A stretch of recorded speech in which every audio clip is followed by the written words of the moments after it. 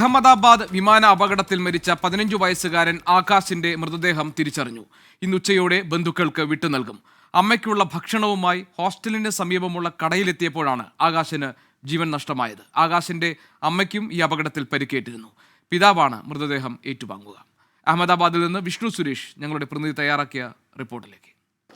അഹമ്മദാബാദ് വിമാനാപകടത്തിന്റെ നടുക്കത്തിൽ നാട് ഇനിയും മുക്തരായിട്ടില്ല. ഈ അപകടവുമായി ബന്ധപ്പെട്ട് തദ്ദേശീയർക്കും ജീവൻ നഷ്ടപ്പെട്ടിരുന്നു. അവരുടെ സങ്കട കഥകളൊക്കെ കഴിഞ്ഞ ദിവസങ്ങളിൽ പുറത്തുവരുന്നതിൽ ഏറ്റവും സങ്കടപ്പെടുത്തിയ ഒരാളാണ് 15 വയസ്സുകാരനായ ആകാശ്.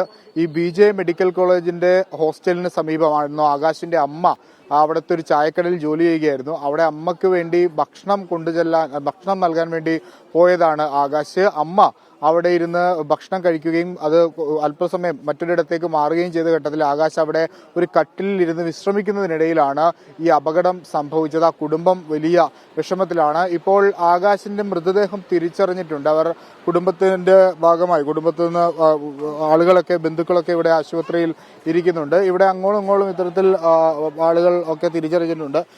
ബോഡി ഐഡന്റിഫൈ हुआ ना? अभी वो टाइम नहीं निकी।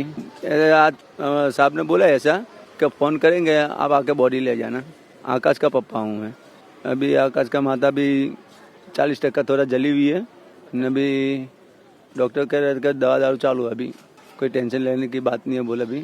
लेकिन हमको क्या जैसे उखलता जा रहा है ना। ആകാശിന്റെ പിതാവാണ്. ആകാശിന്റെ അമ്മയ്ക്കും ഈ അപകടവുമായി ബന്ധപ്പെട്ട് പരിക്കേറ്റിട്ടുണ്ട്. അവരുടെ മുഖത്തടക്കം പരിക്കേറ്റിട്ടുണ്ടെന്നാണ് അദ്ദേഹം വ്യക്തമാക്കുന്നത്. ആകാശിന്റെ മൃതദേഹം അല്പസമയത്തിനകം തന്നെ വീട്ടിലേക്ക് കൊണ്ടുപോകും.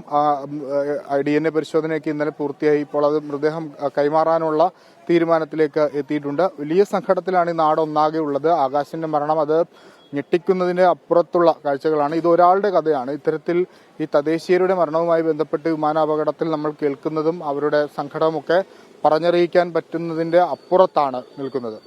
അഹമ്മദാബാദിലെ BJ ഹോസ്പിറ്റലിന് സമീപത്ത് നിന്ന് VS രാഹുലിനൊപ്പം വിഷ്ണു സുരേഷ്, 24.